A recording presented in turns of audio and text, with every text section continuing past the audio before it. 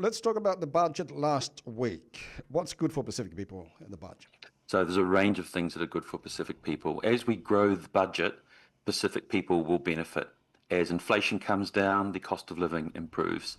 As inflation comes down, interest rates come down. That gives people a better chance of getting on the housing ladder with lower mortgage rates.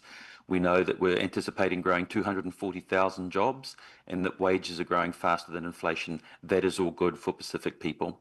If we look more specifically at health, we know that Pacific people certainly can utilise after-hours services, and so the increased funding for emergency after-hours care will benefit Pacific people. In the education space, those year 9s to year 10s, when there's greater than 50% of Pacifica in the class, they'll receive homework and mentored tutoring support. That's a direct benefit to Pacific learners. In my own space, $398 million for the tertiary education budget. More Pacifica people are participating in tertiary education this year. Right. And so we're funding them to be part of that tertiary education system. And of course, extra funding for Pacifica wardens in the law and order space. So a good budget for Pacifica. They will do better from this growth budget. I can see here Dawn Rate Apology Fund cut. The deputy leader of the Labour Party, she is also the Labour spokesperson for Pacific Peoples. Kamasi Bologna quoted that it is a slap in the face of those affected. What are your thoughts? No, not at all. Those funds hadn't been utilised, and indeed the program continues through to 2027, 2028, as I recall. So there's still several years of the outline program to complete, but then it will reach its completion as planned. So no, I don't accept that. The Ministry for Pacific Peoples has experienced a significant funding reduction of approximately $26 million. Decreasing from $116 million to $19.2 million. How do you plan to ensure that essential services and programs for Pacific communities continue effectively despite of these cuts? Thank you. So we need to understand that that's a reduction over 4 years. So it is over quite a period of time. And furthermore, the Ministry for Pacific Peoples have become more efficient in their work. So I have absolute confidence that they'll continue to deliver core services. Let me give you an example. The Toloa scholarships, whereby we give out scholarships to students in the STEM subjects, a mix of secondary school and tertiary. The selection process for that could occupy a couple of full-time equivalents over a period of a year. We have now outsourced that to an agency that is specialist in helping us align the needs of the scholarship with the students we select. That's an efficiency gain. And that means we can do more with the funding that we have. Okay, Honourable Minister, are there plans to increase Pacific workforce representation in health and education in the infrastructure projects? So with the infrastructure builds that we've announced, for example, at Nelson Hospital, through health, Whakatupuranga, Wellington ED, and indeed multiple projects across other hospitals, we'll need a workforce to do that. And for Pacifica, there's a pipeline of workforce. If we look at the Toloa scholarships, they support students into STEM subjects, including engineering. So we know that coming from that secondary school through into tertiary or into vocational, that there is a pathway. The Māori and Pacifica Trades Training is a direct vocational education training pathway for Pacifica. And again, we have pivoted some of the tertiary funding towards the STEM subjects, and Pacifica will participate in that. Furthermore, if I look at some of the programs that MPP specifically funds, for example, housing, there is often training requirements through MPP supported builds to have Pacifica training through those housing builds to eventually be carpenters, electricians, and whatever those needs are. So I am confident that with the infrastructure builds that have been announced, that there will be education and training opportunities for Pacifica through those infrastructure builds.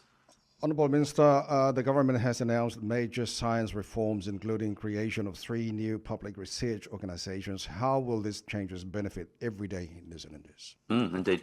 So the problems we're trying to solve are underutilisation of our science sector. In some areas it's overutilised, too little competition, too much competition, no alignment with government priorities, no integration, for example, between the main research actors, universities, business and the Crown Research Institutes, and a sub-maximal delivery of commercialisation. What all of that means is we need to get a bigger dividend from our science sector. New Zealanders and taxpayers need to feel more benefits from our science sector. They have tended to be inward looking. We needed to be outward looking and how New Zealanders can benefit from science. So the reforms are substantively around that, how we can grow science and generate that dividend to New Zealanders from our excellent science efforts. I can see, Honourable Minister, some experts have expressed concerns that science funding has been reprioritised rather than increased. How do you respond to this criticism? So it's a combination of things. There has been some reprioritisation, which we flagged a long time ago, particularly, for example, around Callaghan and disestablishing Callaghan, and those funds have been redistributed to science endeavours. But what I'd also point out is the new money into science, $100 million into the Elevate Fund, which is a venture capital startup fund, increase in the research and development tax incentive. So there have been hundreds of millions of new dollars into the wider science ecosystem in this budget. Okay, so what role do you see for Pacific communities in New Zealand's science and innovation sector? Oh, I see there's a substantial role. Yeah. And we recognise that, for example, with things like the Te Loa scholarships that are specifically directed towards the STEM subjects.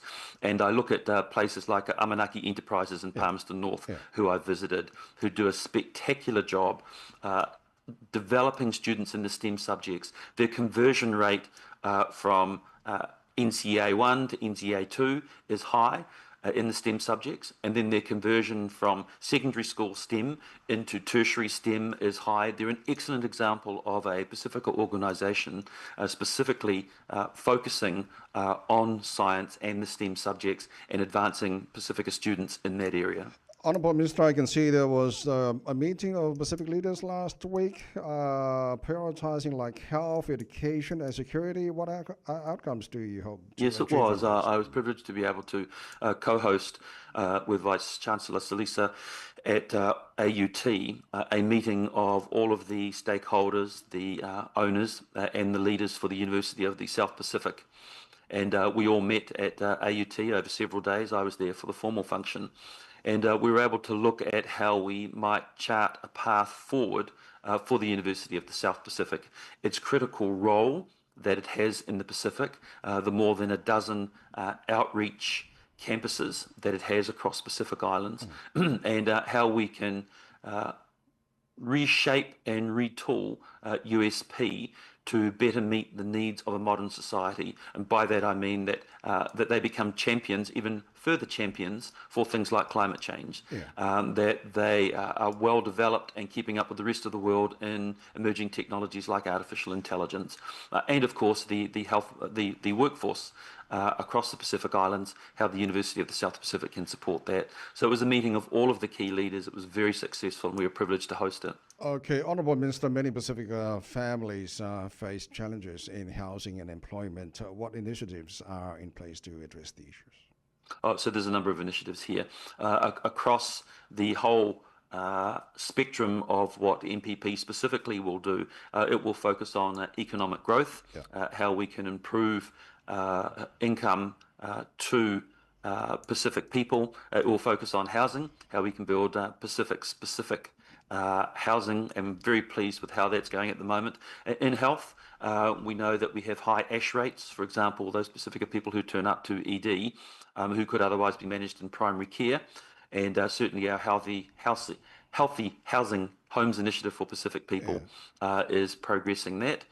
In education, I've mentioned what we're doing with Te Loa scholarships. I've mentioned the particular budget initiative for year 9 and 10s for mentored homework and tutoring support, and then the new focus on law and order, where specifically MPP is funded to help with Pacifica wardens. So across a breadth of things that MPP does, we're looking to improve the outcomes and the quality of life for Pacific people.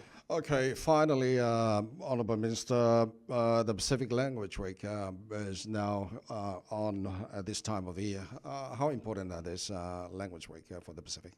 Pacific Language Week is very important. When I meet with leaders from the Pacific, I'm thinking, for example, Vanuatu. It's often one of the first things that they raise. Thank you for introducing a Vanuatu Pacific Language Week.